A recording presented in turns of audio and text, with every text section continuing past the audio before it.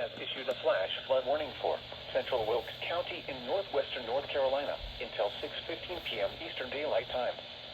At 4:48 p.m. Eastern Daylight Time, Doppler radar and automated rain gauges indicated thunderstorms producing heavy rain across the warned area.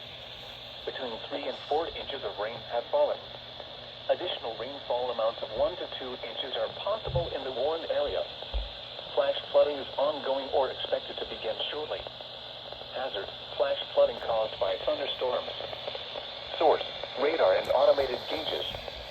Impact: flash flooding of small creeks and streams, urban areas, highways, streets, and underpasses, as well as other poor drainage and low-lying areas.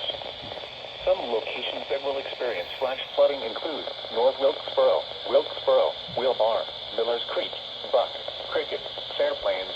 Turn around. Don't drown when encountering flooded roads. Most flood deaths occur in vehicles. When it is safe to do so, please send your reports of flooding, including mudslides or flooded roads, to the National Weather Service by calling toll-free at 1-866-215-4324.